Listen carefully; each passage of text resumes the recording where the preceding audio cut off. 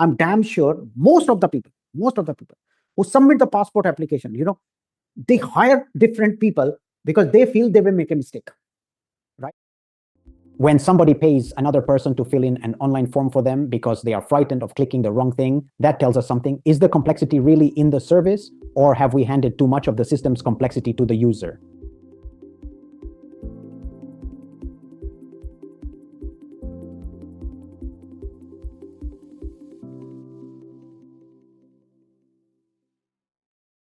For the last 2 decades, a huge amount of front-end and user experience work has gone into one job, taking a complicated organization and turning it into something an ordinary person can operate on their own. We used information architecture to organize it. We used interaction design to shape the journey. We used visual design to create hierarchy and clarity. And front-end engineers turned all of those decisions into a working application. That work is what created modern digital self-service. So let me be very clear before I say anything else. User interface and user experience design was not the mistake. It was the bridge we had. What is changing is not that the bridge was wrong. It is that we now have another one.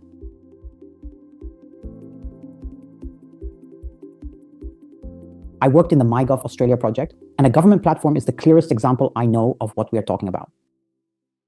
Yeah.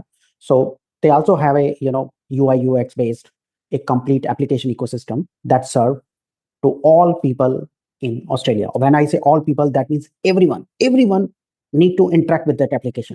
Everyone, from child to adult, because all policy. Government services are the clearest example I know. One platform has to serve young people, families, businesses, retirees, healthcare, taxation, the age pension, the whole population at every stage of life. The logic behind those services is genuinely complicated, and it has to be. The traditional answer was to expose that complexity through carefully designed screens, forms, navigation, and workflows. For many years, that was the best practical way to make self-service possible at all.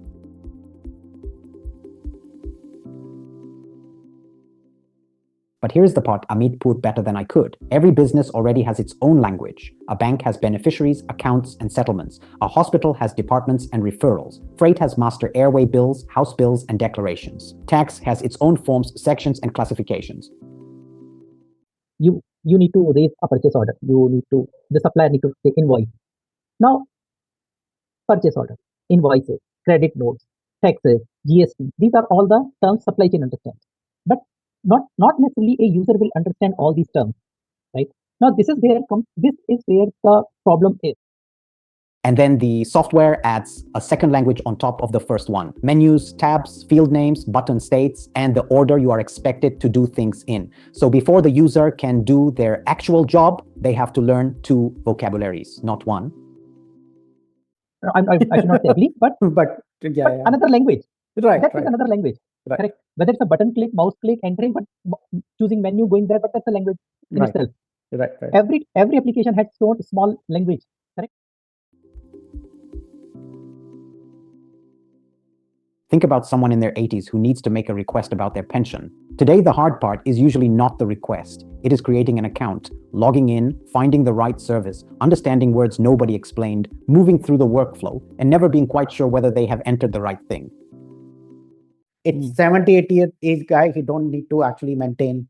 Means that will be available as well, is the other way as well. He comes, he show his face, conversational agent comes, right? And he says, he already know everything about you because he already saw your face. He already know your history, everything, right? And he tells you everything and he says, okay, do these 2 clicks and then this thing comes. In an intent-first experience, approved identity checks could establish who the person is, and the service could open with one question. What would you like to do today? They answer in their own words. The system already knows what it holds about them. It asks only for what is genuinely missing.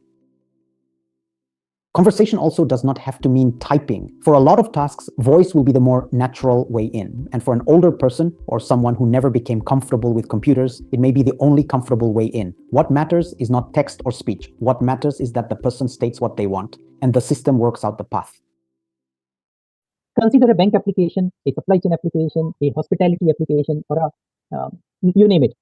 You name it. I talk to that application. It do it for me. I don't have to even type. That's the next step. That the voice UI, VUI. Not IVR. IVR is another UI. I'm not talking about that one. That's a very dumb. Most people never need every branch of a complex workflow. The application supports hundreds of combinations because the business genuinely has to handle the exceptions. But any one person usually needs 3 pieces of information. A good agentic workflow works out which case this actually is, decides which branch applies, and asks only the relevant questions. Do not make every user walk through every possible exception in your system. Update it. Conversational agent says, okay, tell me A, B, C, done. He given A, B, C, he extracted everything and shown him this is. Are you okay with that? Okay, done, submit, finish.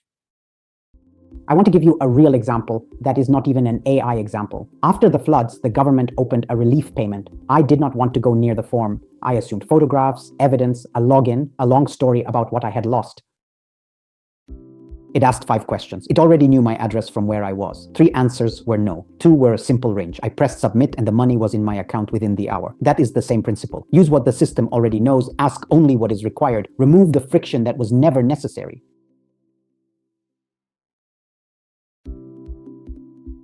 I just said like if it was my really project, right? I will just make one window.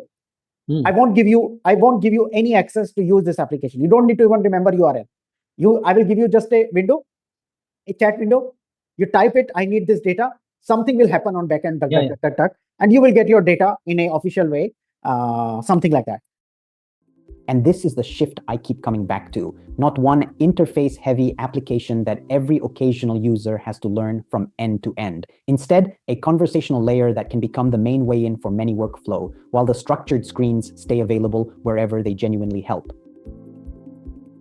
The same pattern shows up everywhere the rules run deep. A freight forwarder saying, prepare the next step for this import air shipment. A client saying, I need to give you the information for this matter. A patient saying, I need an appointment for this problem. The agent does not remove the domain. It gives the person a simpler doorway into it.